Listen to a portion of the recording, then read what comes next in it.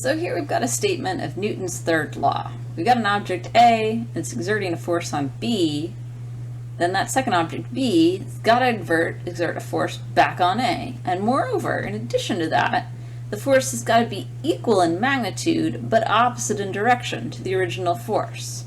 So, equal and opposite, that's one of the things this is known by, and the other one is action-reaction, the action being this first force from A on B, and the reaction being the force that B then exerts back on A. So let's take a look at this, how it might play out in a situation. So we've got Newton's third law. Again, it's equal and opposite of what we're looking for here. So say we got a situation where somebody is trying to push a little cart. We'll draw it as a block because I'm not in general very good at drawing these sorts of things. So what's going on in this situation? Do we have any Newton's third law pairs? Figure that out. Let's split these guys up and draw a free body diagram for each of them. We'll start with the person. All right, so here's our person. What are the forces that are acting on this person? Well, you have a downward force, that is the force from the earth on the person, otherwise known as gravity. And then, they're not sort of accelerating down into the ground, so because we know that gravity is acting, we know there must be something that's opposing it, that's balancing it out, keeping him from accelerating in the up-down direction. So we get an upwards force, and where's that coming from? Well, it's coming from the floor. So there's a force from the floor on the person. And then finally, he's pushing this box here. And that must mean that, there's going to be some force back on him. So a force from the box on the person. And just to keep from getting them mixed up, actually, let's do that in a different color so it's really obvious those aren't the same thing. All right, there we go. So 3 forces on this guy, probably another one, huh? Because if you're pushing, and if you're doing this on, say, like ice or something, what would happen is you would just fly back the other way. So there's probably friction on his feet. Let's draw that one in too.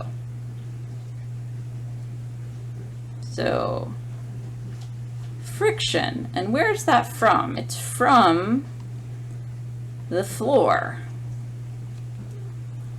on the person. And we know it's from the floor because, if you change what the floor is made of, you'll have different amounts of friction. So ice, not much friction. Sandpaper, a lot of friction. Very easy to push boxes around then.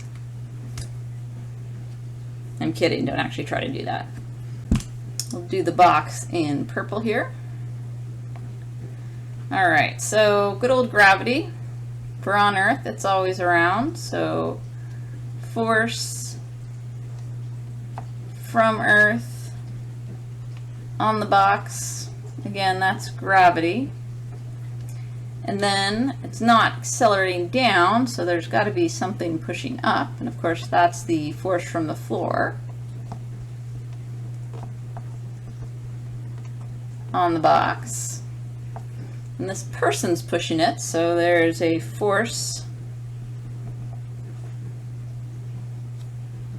from, let's rewrite those properly spelled.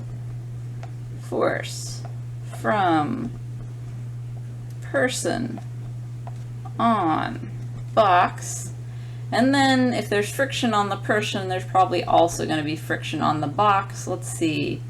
The person's pushing it that way, then the friction's going to be acting back this way. So more friction.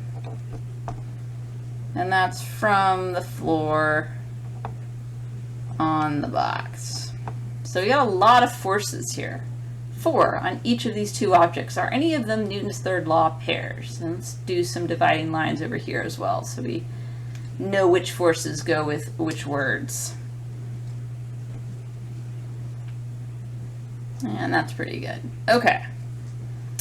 So how do we spot Newton third law pairs? Well, one, They have to be, remember, it's from object A to object B, so we get a reaction force from B on A. So when you look at where the force is from and what it's acting on, if you find a Newton's third law pair, the two nouns that are from and on, they've got to be flip-flopped. So it's kind of tempting to say maybe these two. They're in opposite directions. You know, he's not accelerating up or down, so that means that he's in equilibrium, at least vertically, and so these two forces have also got to be equal in magnitude. But when we look at them, this one here is from the earth on the person, and this one's from the floor on the person. So they're both acting on the person, so they can't really be Newton's third law pairs, and we actually know for another reason as well. They're different kinds of forces. This one's gravity, whereas this one's a contact force. Gravity is a field force.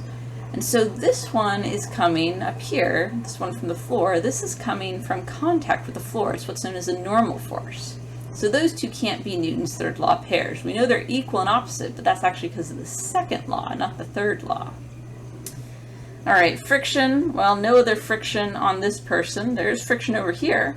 It's on different objects. Maybe that's the Newton's third law pair. Same kind of force. That's looking good. But this is from the floor on the box, and this one's from the floor on the person. So they're both coming from the same object. So those can't be an action on the box causing a reaction on the person. All right, we got an up and down force here, but they're not a third law, the same way these two weren't a third law. And actually our only two third law pairs that I've drawn are these two right here. This force from the box on the person and the force from the person on the box. They're the same kind of force. They're both contact forces. You get a force here because they're touching each other. They're in contact. And when you look at it's a force from something on something else, here we have box on person, here we have person on box. So the two nouns, they're flipped. So that's how we know that this is the Newton's third law. Now why do we care about this? Well, if we're able to do math, say on the box over here, and find the magnitude of this force, whatever it's got to be, given, you know, how the box is maybe accelerating or something like that, if we know the magnitude here, that means because of Newton's third law, we automatically know how big this force is from the box on the person, because we know how big the force from the person on the box is because of Newton's third law. Got to be equal, and then also flipped in sign in the opposite direction. So these two, the contact force from the box on the person and the contact force from the person on the box, they're action-reaction pairs. And what you're looking for are same kind of force. They're both contact forces. They're both, in fact, normal forces. And that's important. Can't have an action-reaction pair if you got two different kinds of forces. And then, like I said, the nouns here. Who's acting on what? In action-reaction pairs, those two nouns, they swap. So that's the signature of action-reaction pairs.